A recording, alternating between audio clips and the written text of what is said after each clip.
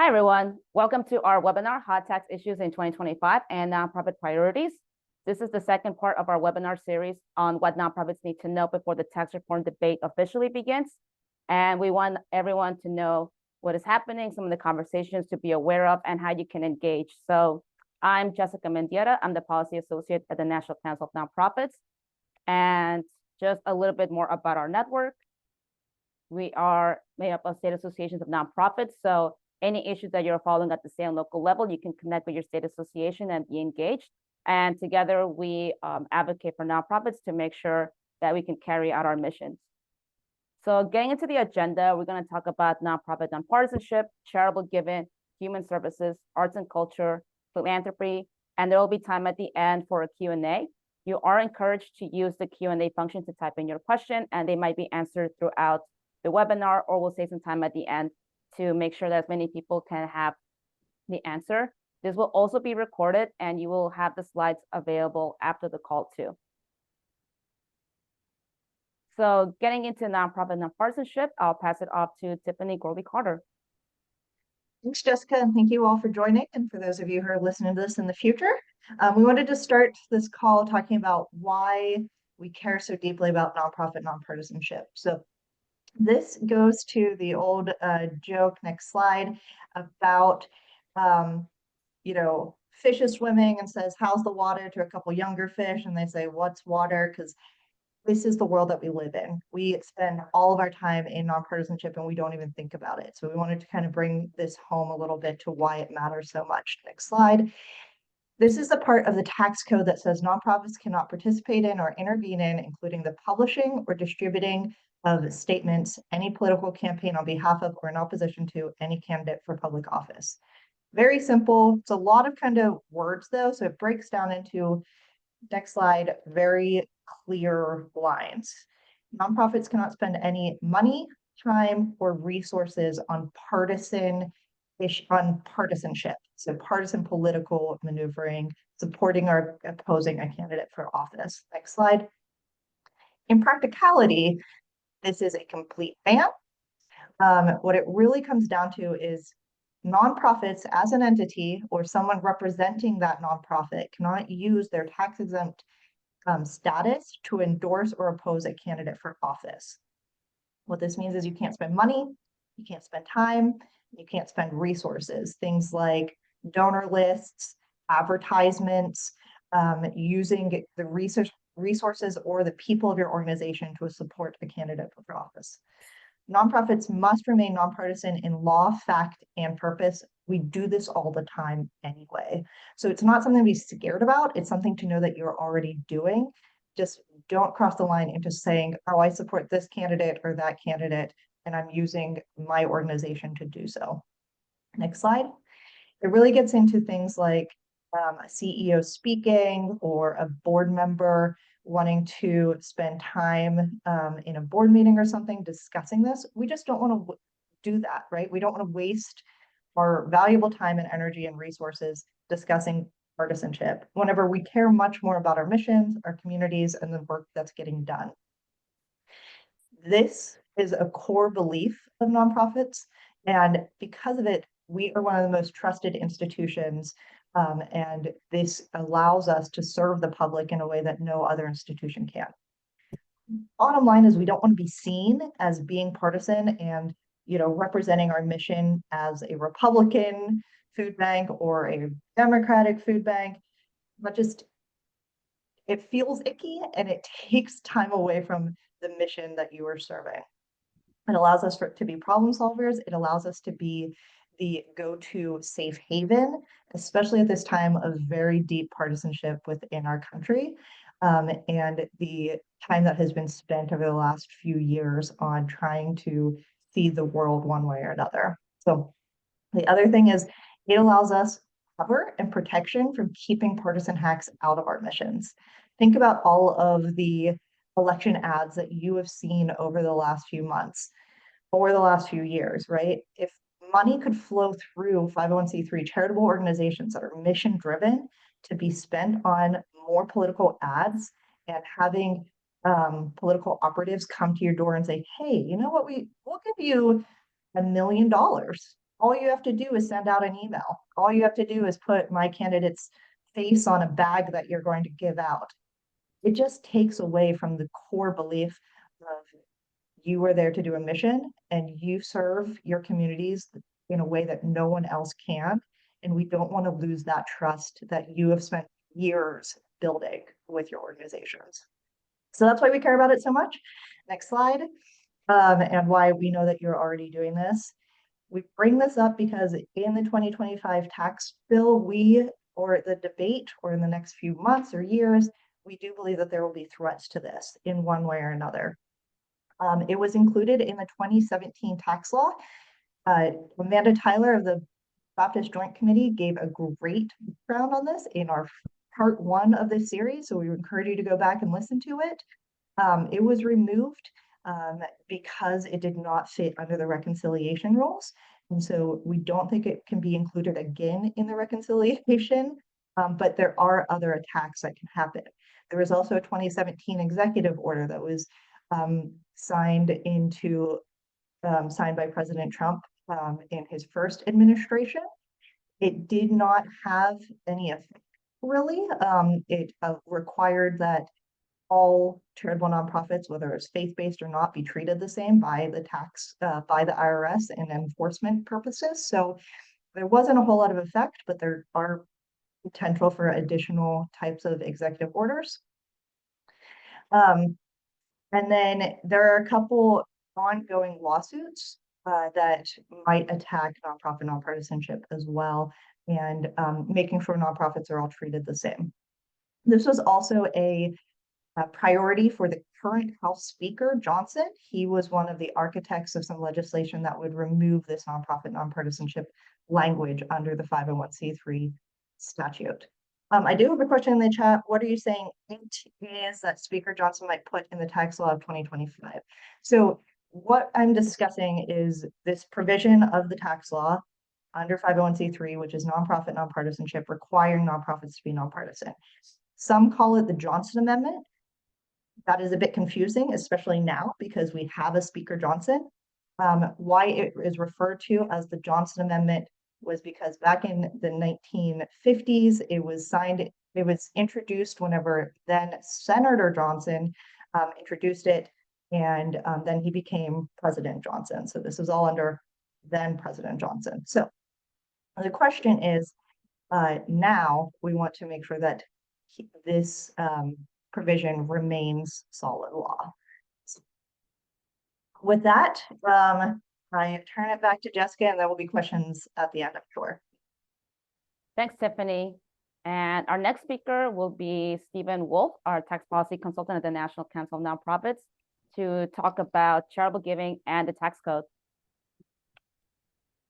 Thank you, Jessica, and thank you, Tiffany, for that other good introduction. And I would just point out that nonprofits can advocate on issues, especially issues of self-defense, such as charitable giving, which is an important revenue source for the charitable sector. To set the context, I'd like to touch briefly on the impact of the 2017 tax law on charitable giving incentives, then move to this year's tax debate. As this first slide shows, since the introduction of the tax code in 1917, the federal government has provided an incentive for giving in the form of a charitable deduction.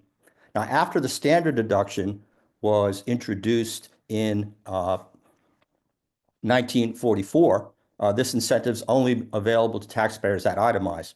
Now, there was and there has been a temporary above the line or universal charitable deduction 2 times briefly in the tax code. From 81 to 86, there was a small percentage dollar capped incentive, and under the COVID legislation, there was a $300 to $600 incentive. Both produced increased giving, and we'll get back to an above the line deduction in more detail a little bit later. Now, the next slide shows that the 2017 tax law has provisions that expire at the end of 2025, 3 which impact greatly charitable contributions. First, there was an across-the-board tax rate reduction, which basically reduces the tax value of a deduction. Also, TCJA nearly doubled the standard deduction.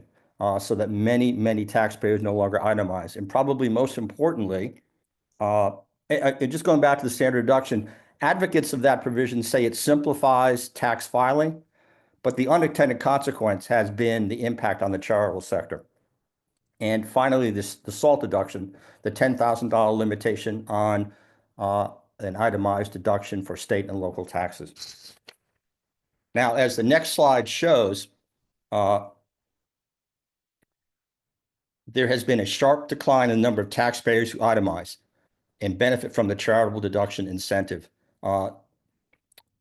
This has resulted in after inflation overall decline in total charitable giving. Prior to 2017, more than 30% of taxpayers itemized. That has dropped to 8.5% as of 2022. And of the 8.5%, only 7.5% now claim the charitable deduction on their tax returns. And you can see charitable contributions from individuals broken down by both itemizers and non-itemizers.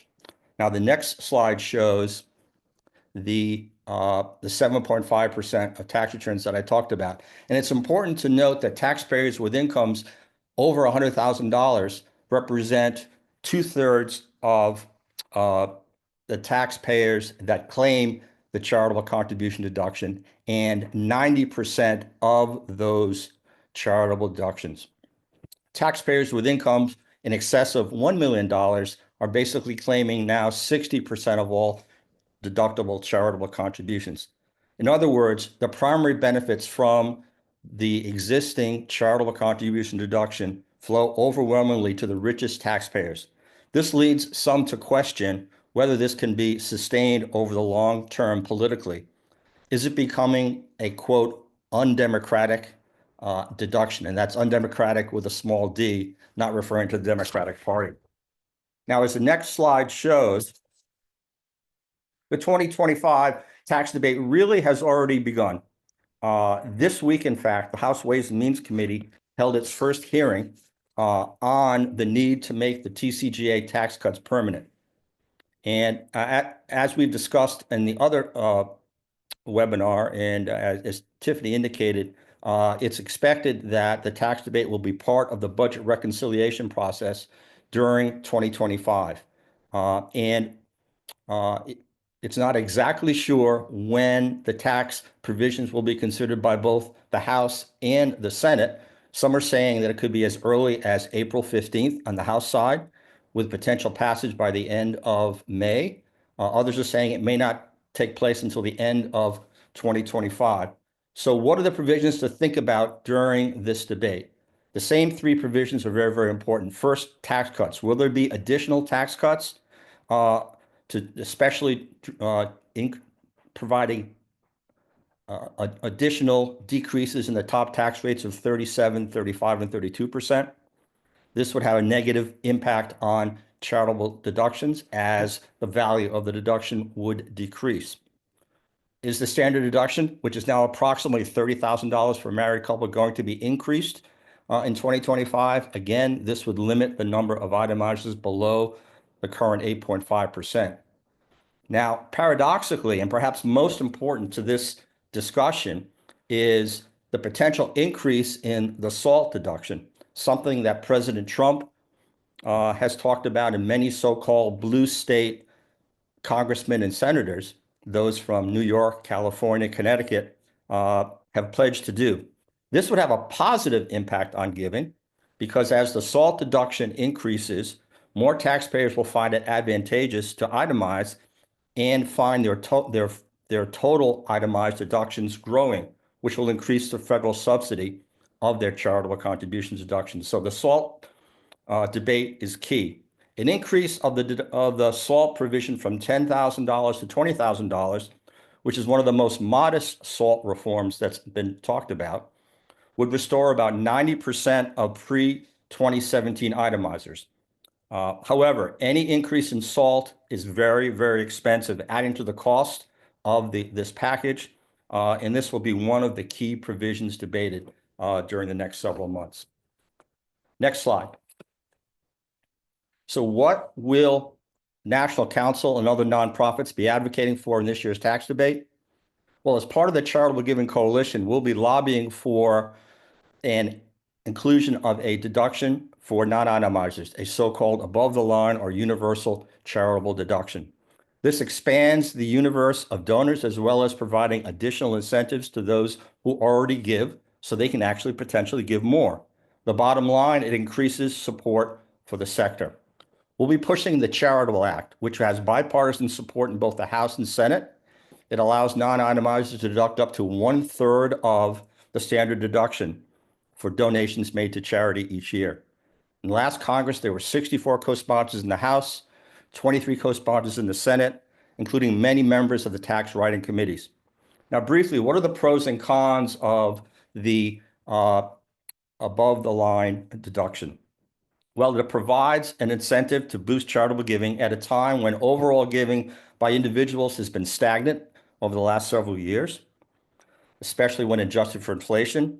Further, the number of households that actually give to charity has dropped dramatically over the last decade, from over 2/3 of households to about 50% of households. And this amounts to a decrease in charitable giving of about $20 to $30 billion each and every year. Now, what are the major objections to the above the line deduction? Well, people talk about the cost, and they talk about whether it provides an unnecessary incentive for giving that already occurs, especially small donations that can't be audited. This could cost anywhere from $100 to $200 billion, depending on how the deduction is structured. But we should argue that this would be money well spent, because for every dollar of deduction, at least $1.20 goes directly to a charity fulfilling its charitable mission. A pretty good return on investment, I'd say. Just a quick word about floors and ceilings and tax credits versus deductions. Imposing floors on the amount of the deduction, either a flat dollar floor or a percentage of gross income, basically has the effect of limiting the overall incentive as well as potentially the size of a charitable gift. Similarly, putting a ceiling on deductibility generally curtails dollars going from and the tax incentive to wealthier taxpayers, many of whom are vital supporters of operating charities. Indeed, it's these donors who really provide the bulk of dollars that support our organizations, something that's very, very important. Now, finally, some people advocate replacing the deduction with a tax credit, a non-refundable tax credit based on a percentage of the contribution compared to overall income. And many believe that the current deduction, as it's structured right now, provides an uneven benefit based on the donor's tax bracket. You donate $100 to a charity, your benefit could be $37, $35, $22, or maybe $0, depending on your tax bracket or how you itemize. Perhaps it makes more sense to have a uniform benefit, say a tax credit, which reduces taxes dollar for dollar based on a percentage of the value of the deduction. This could increase fairness, but this is probably something beyond this debate in 2025, maybe a subject for a further webinar on charitable giving and tax policy. And finally, in my last slide, what are some additional issues that could come up in the debate during this year? One issue is the endowment excise tax. This is something that Vice President-elect Vance has talked about as potentially increasing, especially to penalize colleges that may have been involved in activities that are, quote, not furthering their charitable purpose, close quote. In fact, there was a bill introduced just this week that would increase the 1.4 current excise tax to the current corporate tax rate of 21%. In addition, planned giving vehicles like donor advised funds, private foundations could be subject to at least some individual provisions that could negatively benefit some of our wealthier donors. And finally, look to the Ways and Means Committee to increase their oversight of the sector, especially as it pertains to foreign giving, foreign grants, incoming donations from foreign entities, as well as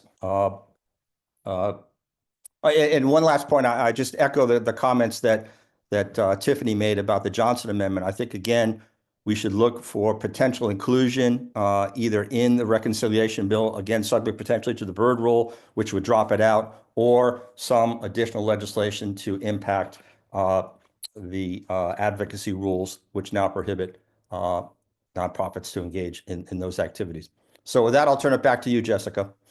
Thanks, Stephen. That was very helpful to understand just some of the dynamics at play and how each potential tax vehicle could play out. So our next speaker will be Laura Walling from Goodwill Industries to talk a bit more about 2025 from the human services perspective. So I think Laura is now on camera. Yes, can you hear me? Great. Thanks, Jessica, and thanks to National Council for hosting this webinar today. I don't have any slides, and not because I am a slacker, but because things are changing daily based on what this reconciliation process is going to look like. To Stephen's point around timing, is there going to be one bill? Is there going to be two bill?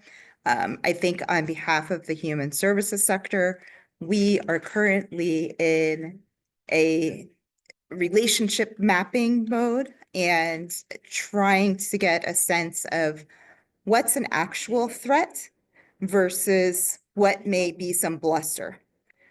So at the end of the year, there were reports and some information from think tanks that were put out there kind of questioning the sector as a whole, questioning the way that the 501c nonprofits, and I believe there are 26 or 27 different Cs, so we're not all C3, obviously, but how they're all structured. Do C3 nonprofits then deserve to be tax exempt if they're operating like businesses? What does all of that look like? So that has certainly created some level of concern. And I think we're in a mode right now of trying to decipher then how much of that, again, is going to be a threat versus a reality in the context of tax reform. Some more specific pieces in addition to then supporting charitable giving, which Stephen had covered, is looking at provisions that may impact the people that we serve. So for Goodwill, that may be the earned income tax credit. It may be childcare benefits, et cetera. There's also, on behalf of the sector, some discussion around tax credits that for-profit businesses can currently take advantage of. And there's not parity necessarily then for nonprofits. So the work opportunity tax credit, for example, there are several different demographics within WOTC where an employer can receive a credit for hiring a person with a disability. Out of those different demographics, only for the hiring of a veteran can a nonprofit employer benefit, because that is attributed to the payroll tax rather than the income tax. So there's conversation about, could we open up these other credits and make them applicable for nonprofits, 501c3s to take advantage of as well. And one of the pre-submitted questions to the webinar, someone had asked about earmarks or congressionally directed spending. Stephen will correct me if I'm wrong, but I don't think that can be a part of the reconciliation process. But where those funds stand currently through appropriations is the FY25 budget and appropriations is going through a continuing resolution right now that expires on March 14th. No earmarks or congressionally directed spending was included in that continuing resolution. So it remains to be seen after this March 14th deadline, whether those that were approved by the appropriations committees last year make their way in.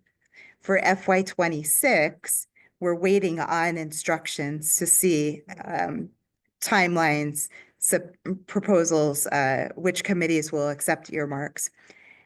There have been limitations placed on nonprofits over the last several cycles, where initially when earmarks came back into fashion, nonprofits were not eligible for earmarks within the Department of Labor. That has since been expanded and they were no longer eligible for funding out of housing and urban development. So that requires us to be more creative for thinking of other avenues. But I think there's a question in the chat earlier to Tiffany's comments about being nonpartisan and what happens when, I'm just going to pull it up. How do we navigate the reality that some of our missions are clearly aligned or in opposition to particular political parties and or leaders? You know, that came up as the earmark restriction conversation. The intent was because at the time there were some funds that were requested to be directed to build housing for LGBTQ youth. And a particular, office had decided that they didn't want public funding to go to that. So everybody was kind of put under this broad brush of, well, then no nonprofit will be eligible for this. I think it's incumbent upon us then to underscore the fact that our services are provided to people of all political parties. The return on investment is going to benefit the country as a whole. And now is the time for us to gather the success stories, the data, all of the work that you and your members are doing, front lines in communities, to raise their voices, raise that awareness about the work that the sector provides to the lawmakers, states and districts. So with that, I will turn it back to Jessica. Thanks, Laura. That was very helpful, especially navigating this whole timeline when it comes to earmarks, which is not entirely related to reconciliation, but it's still good to know what are the conversations that are happening right now in DC. And our next speaker, Tooshar Swain from Americans for the Arts, will talk a little bit more about the arts perspective for 2025. Thanks, Jessica. Thank you, Tiffany. Thank you. The work that you all do at National Council for Nonprofits is invaluable for me as well as our members at Americans for the Arts. At Americans for the Arts, our traditional focus has been on local arts agencies, which promote, support, and develop the arts at the local level, ensuring a vital presence for the arts throughout America's communities.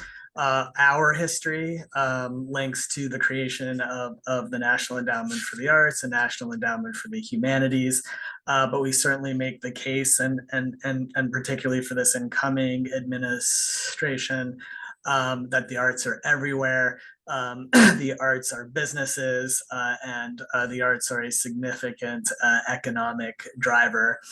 This is evident by a statistic brought to us by the Bureau of Economic Analysis that tells us that the arts and cultural sector are a $1.1 trillion industry that produces more economic activity than some of the powerhouse sectors like transportation and construction.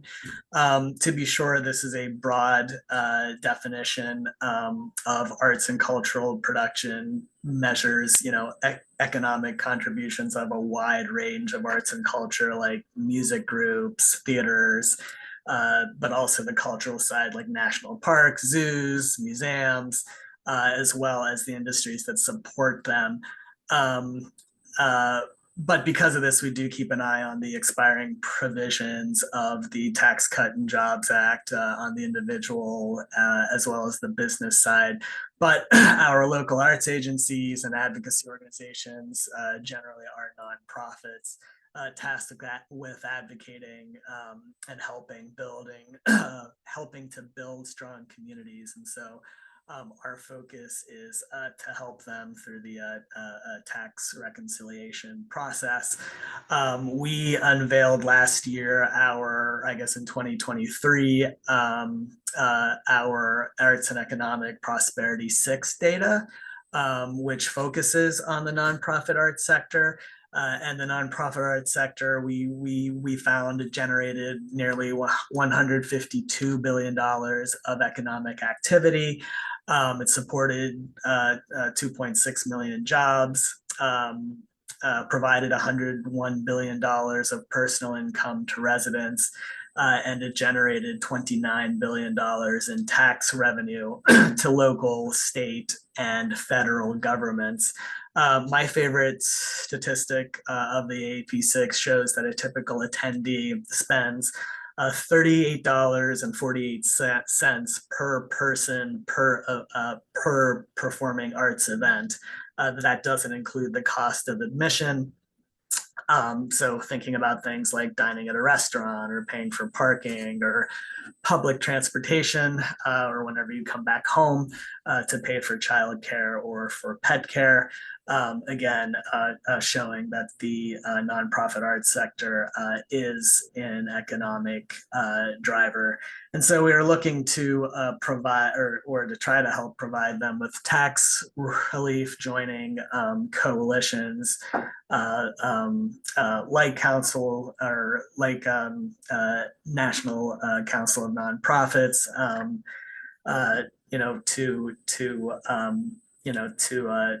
to help the arts sector out. We talked already about the Charitable Act, something that we are in strong support of. The precipitous decrease in small donations since the mid 2000s, and then exacerbated by the increase of the standard deduction, as mentioned by Stephen earlier, has had an adverse effect on giving to community arts centers, theaters, and other arts organizations. So reinstating the non-itemizer deduction would certainly help arts organizations, particularly in rural areas. On the individual side, we support a measure introduced by Representative Vern Buchanan on the House side, and then Senator Mark Warner on the Senate side, called the Performing Artists Tax Parity Act, which would enhance the current performing artist deduction, which right now only performing artists of who have incomes of $16,000 or less can take advantage of. This was a bill that was, this was a law that was a provision that was included in the 1986 Reagan tax cut bill, and hasn't been indexed for inflation. So we're looking to increase that threshold so middle income performing artists can also take advantage of that important credit, because performing artists can spend a large amount of money up front before they land jobs, headshots, costumes, acting coaches. These expenses can sum in total of 25 to 35% of income for performing artists. So something that we're hoping to be able to include in a tax reconciliation package. Maybe not as politically viable, but something that we're still very supportive of in the nonprofit art space is tax fairness.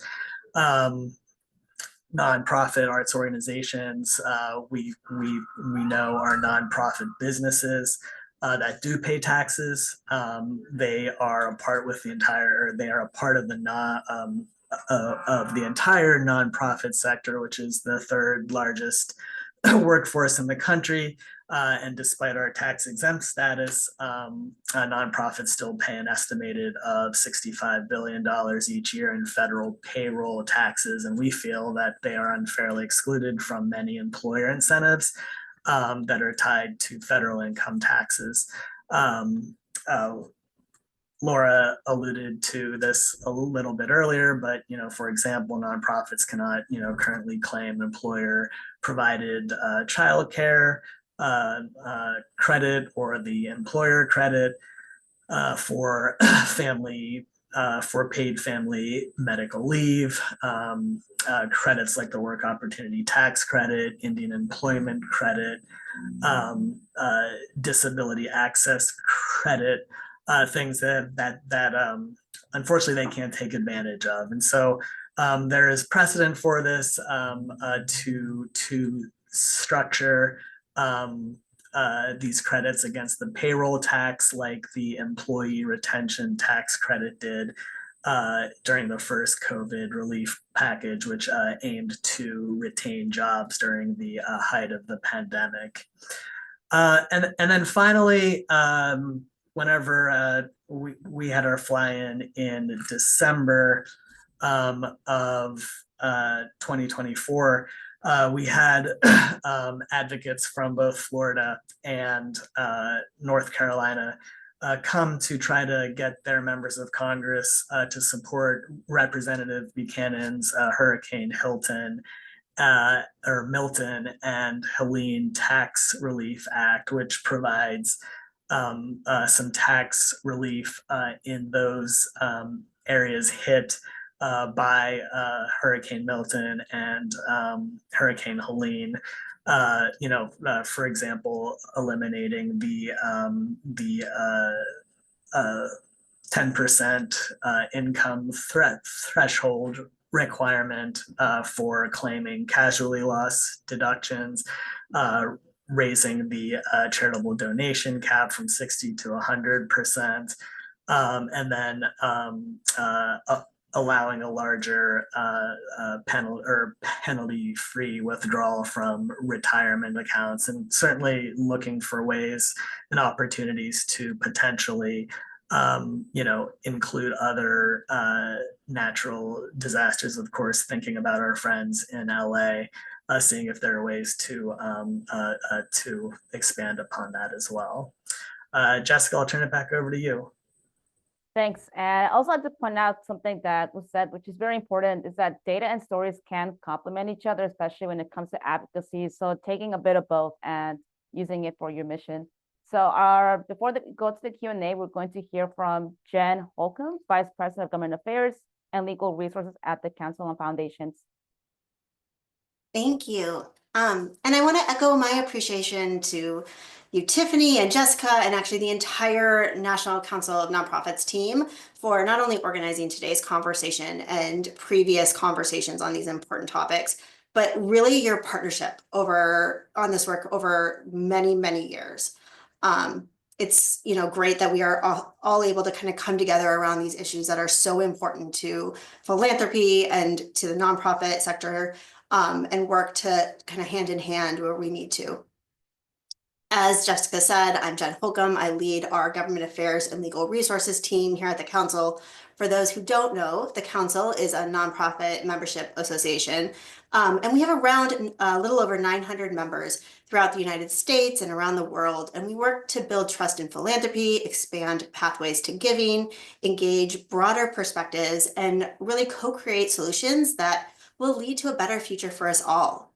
The Council, we have members who are community foundations, independent foundations, family foundations, corporate foundations, other grant-making organizations, and other organizations within the philanthropic sector. And so we really try to represent that broad philanthropic view on so many of the issues that we've talked about here today. And to be really honest, our members care about a whole host of ideas. They want us kind of to ensure that they have a philanthropic ecosystem that can ensure that all of them can give in ways that align with their values and that they can continue to advance their mission through their giving. So given that, much of the work that the Council is focused on this coming year are those issues that really impact the core operation of philanthropic organizations. And that means we are focused on the tax bill. A lot of it, and many of the issues that we're going to be working on and focused on, you've already heard about. So I will try to go fast so we can get to Q&A, which is where all the fun is in these kind of conversations. At the Council, our policy priorities going into this 2025 and 119th Congress can really be captured in probably 4 themes. But I will say under each of these themes are probably a number of specific legislative and regulatory issues that I'm happy to kind of dive into. First, we believe in a philanthropic ecosystem that strengthens civil society and supports communities where everyone thrives. Spanning the ideological spectrum, the philanthropic sector both represents and supports communities across the country and around the world. We know that politicized attacks chill the ability and willingness of the sector to express that independence. They can damage foundations' capacity to advance the greater good and have just a broad-reaching effect.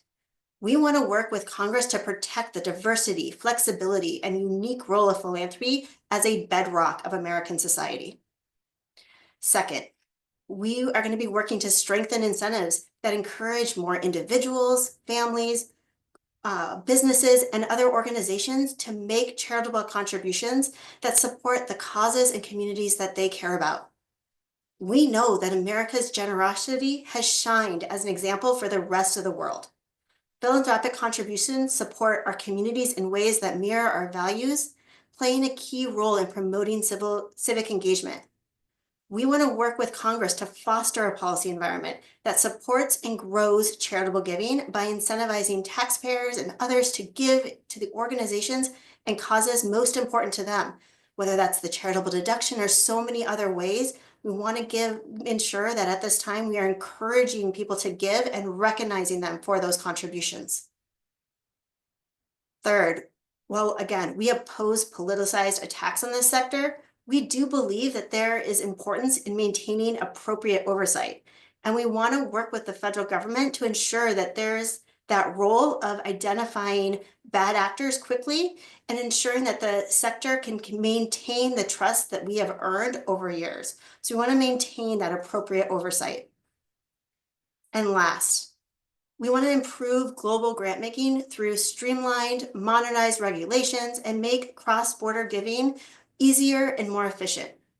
As the world becomes increasingly globalized, many grant makers are looking to serve a broader community through their grant making. We want to work with members of Congress and regulators to advance policies that make international philanthropy more efficient, more effective, and sustainable, especially as foundations aim to support more organizations that are locally led. We also want to ensure that regulations and compliance rules don't create an undue burden for those who are working with non-US partners. So that's a lot. There's so much under all of these that I'm happy to get into. But I think what all of this shows is that there's a lot of work ahead of all of us. And as Jessica said, how we do that is telling stories, bringing in that data, and really making the connections with our local representatives about why this sector is so important. And right now in this moment, we need a strong charitable philanthropic sector to meet the needs that we have all seen in our communities. So with that, Jessica, I will turn it back to you. Thanks, Jen. And so we have about 15 minutes left for Q&A. So I invite all speakers to come back on camera if you're able to. And I'll start with one for Tooshar specifically. Someone asked the name of the bureau that you mentioned in your presentation. Oh yeah, it's the Bureau of Economic Analysis. It is a part of the Department of Commerce, but it's also an independent agency, and they have different satellite accounts that they use to collect their data. And they have an arts and culture account. Incidentally, I do know that there have been some groups advocating for a BEA account for the nonprofit sector as well. So that was what I was quoting earlier. Thanks. And one question that was submitted, and it was referenced earlier, but in case folks jumped in the call after it was mentioned, who would like to answer the approximate timeline for these conversations and decisions for the reconciliation bill, or two? Who knows? Stephen, you're Oh, Stephen, I muted. think you're. I'll take a first shot at that, Jessica. As I indicated, there's some difference between the House and the Senate. The House really wants to do one bill. The Senate's talking about two bills for reconciliation. The House has talked about, in fact, even Chairman Smith has already named the tax bill. It's the Americans First Tax Cut Act of 2025. So he's already put a name on it. He's hoping to get that bill done by April 15th. I would say good luck to him.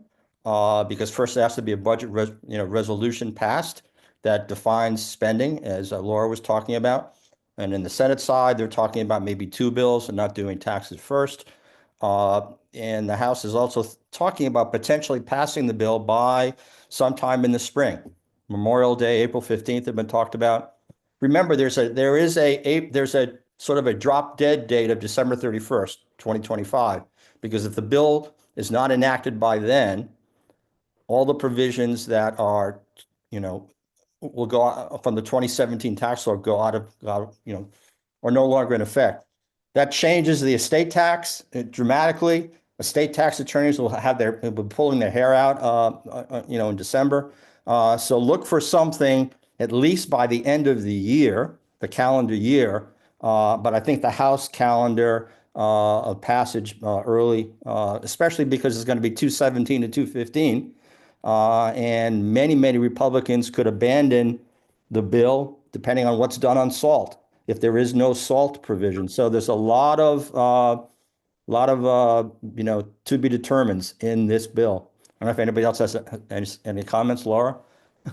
Yeah, if I could just add some other extraneous provisions that I think underscore why, good luck to you, sir, with Chairman Smith's ideas. There's the debt ceiling and a date uncertain around that piece. I mentioned the March 14th deadline about what's happening with current FY 25 funding. The need to get the ball rolling then on what's going to happen with FY 26. And the other piece that I neglected to mention earlier is there are so many new members of Congress in general, not just members that hadn't been on Ways and Means and Senate Finance back in 2017, and new staff. So a good portion of them weren't around when this bill was first passed. They weren't involved in the conversations. So again, there's that education piece, and that's incumbent upon us as a sector to get in there and, take advantage of this opportunity right now and educate them. Absolutely. Good point. Thanks. And we just received a question, and I'll focus on the first part. And then while I figure out the first part of the question, I'll figure out how to ask that. But relatedly, just talking about the kinds of bills that require 60 Senate votes and a simple majority. Yeah, again, so reconciliation basically is the way around the 60 vote limitation in the Senate, because reconciliation is not subject to filibuster. So you only need really 50 Republican votes or 50 votes together, because the vice president will be Republican, would vote in favor of the bill.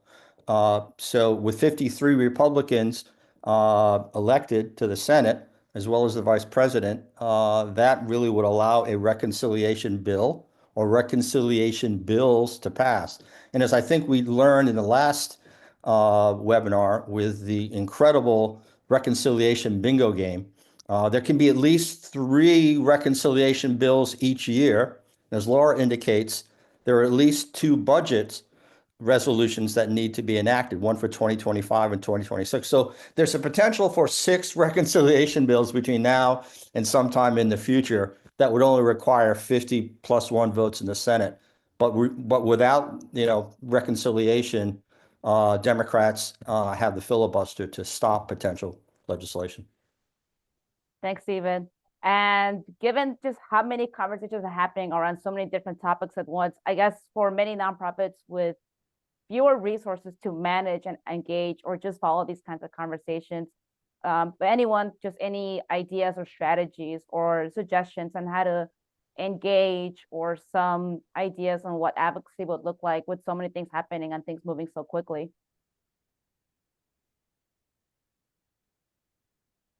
Tiffany, should they engage with the National Council? Yes, you should. You should sign up for our newsletter. You should sign up for our updates. You can do that on our website. You should sign up with your state association, become a member if you are able, and sign up for their newsletters regardless. You will get the fastest information that way. We also have a sign-on letter right now that we encourage you to sign onto. That will be in the follow-up email to this call, so you all get that opportunity. all nonprofits are welcome to sign. The purpose is to send this letter up to the Hill, to all members of Congress, saying that nonprofits cannot be ignored or forgotten in this tax debate. So there's really easy things. Those are like low hanging fruit. All of the above will take you about 45 seconds, maybe. But, from a day-to-day, keep an eye on the news, listen to what's happening, take action whenever you get asked to, whether that is sending a letter, making a phone call, connecting with your other coalitions.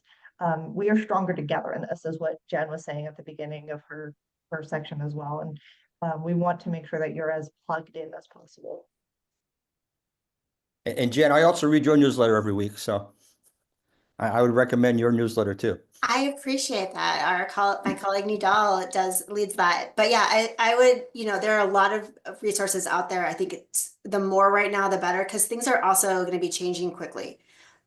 It's going to be one of those situations where, and happy with anyone who wants to disagree, but it can kind of feel like we don't know, and then we know a bunch. And then I was on a call today and somebody said it's all going to fall apart, and then it's all going to come back together, and then it's all going to fall apart again.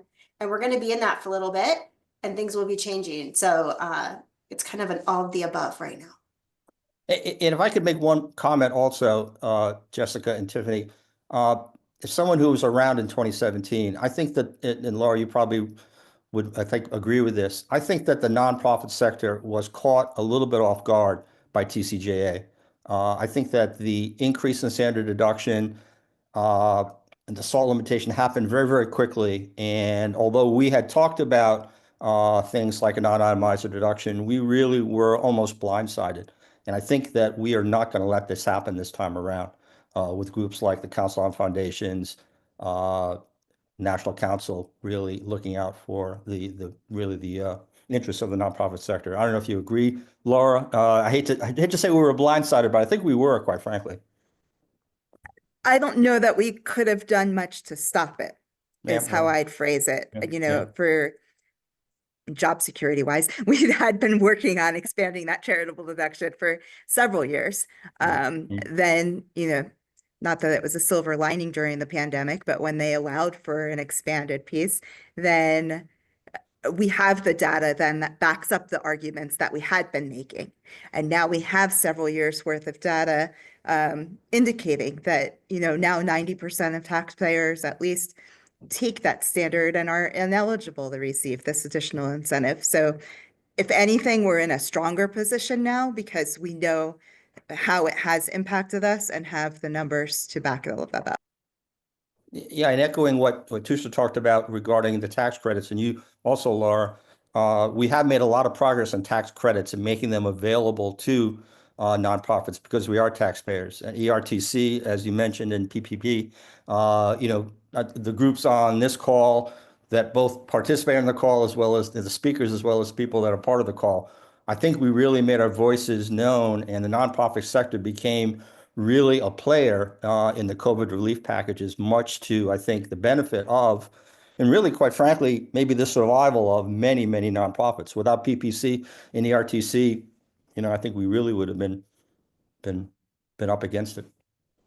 Thanks, Steven. No, Tooshar also leads a lot of advocacy and just a lot of strategies around. I don't know if you have anything else to add to the question or just other ideas on just advocacy in general when it comes to like small nonprofits, especially. Well, yeah, my first response was to definitely lean on your national organizations. If you have an arts focus, we certainly would love to be helpful. But I also tell them that it's not. I know that the hard work that nonprofits do and the little time that nonprofits have. But it's just incredibly important to be involved because while we are, we potentially have resources to be helpful to advocate. It's often those state and local nonprofits. They have the power of being the constituent that is something that we don't have. So certainly taking that time to make a phone call, to send that email, certainly lean on us for resources. But but the work is just incredibly important for you all to be doing, and we thank you for it. Thanks. One thing I'll also add to all of these things that you can do, regardless of your role, whether it's public policy, resource development, etc. Something I think we all do is we often refer to surveys, so state like different surveys and different results. So if you see a survey request from like an organization you trust, we always encourage you to fill it out because that does that combination of data and stories. So how much of this is a trend? How much of this is an outlier? It also lets us know the issues that we could be following a little more closely. So those are examples, I guess, of everyday advocacy that anyone a nonprofit can do. And this last question, just thinking hypothetically, worst case scenario, if this Johnson Amendment, something happens to it, and then nonprofits are no longer required to be nonpartisan, what are some hypothetical impacts on nonprofits? I'll take that one. So, you know, we've been talking about this a lot. It would be a fundamental shift of what the nonprofit sector represents, right? It would cease to exist in the way that we all know it to be. And that's not hyperbole, right? Like, that's just how we function as a sector. And so I think just practical things that would happen, fake charities would be created specifically for partisan political gain. Money would start flowing through 501c3s in a way that we've never seen before, that we could never imagine. There was a score under this provision under the 2017 tax law. It was expected to be a $2 billion swing that would be taken away from the work that we all do every day and go to partisan purposes. There's enough money in politics as it exists right now. Like, we're talking using nonprofits specifically for that reason. It would remove trust in the sector. It would remove the, you know, core of our mission-based values, I think, from a way that we couldn't imagine. And so, you know, I was trying to think of like the comparison to like the for-profit world, and I couldn't even come up with it because it's just who we are. And so it's a big deal. We really want to keep it. This is the one thing that NCN will go to the mat every day, all day. And I know everyone on this call will as well. Yeah, it would be the Citizens United, you know, for the nonprofit sector, quite frankly. The impact of the Citizens United, you know, decision, with what that's done to the political process. I agree. I agree. And Jessica, I see there's a couple requests for our newsletter links. We will definitely include that in the follow-up notes. There's a couple questions about specific states who might be, you know, who they can contact. We will include that in the newsletter, in the follow-up email as well, so that people have those links all together. Absolutely. And with 2 minutes left, I invite any speakers to share any final insights, takeaways, just something for the audience to take with them.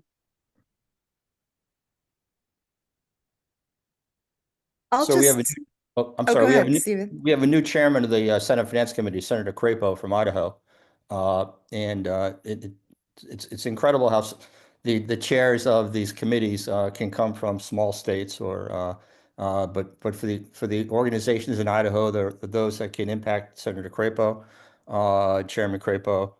He's going to be extremely important, as is Chairman Smith of the Ways and Means Committee, who retains that role. But you know, to the extent that you have contacts, please use them, and please reach out to the national organizations as well to let us know. Sorry, Laura? That's okay. No, I'll just underscore the point made earlier about leveraging the resources that groups like National Counsel, your state nonprofit association, if you have one, can provide. You know, there's going to be a lot of squirrels and other issues that may arise. And it's important that we have trusted resources that are digging through the noise for you. So if you are on the front lines, you can be focusing on that, providing the services that you do to your communities. So this way you're helping to best prepare us with the data, with the stories. You know, if I have a member of Congress, I'm not bringing them to Goodwill Industries International to see our headquarters. I'm connecting them with a local Goodwill to see that mission in action and learn about workforce development programs. So, you know, it's the more, and we all across these squares work with each other and share information, are involved in coalitions. So it's a two-way street, but definitely do seek out those resources from trusted groups. Absolutely. So you can retain your focus where it needs to be. Thanks. Anyone else?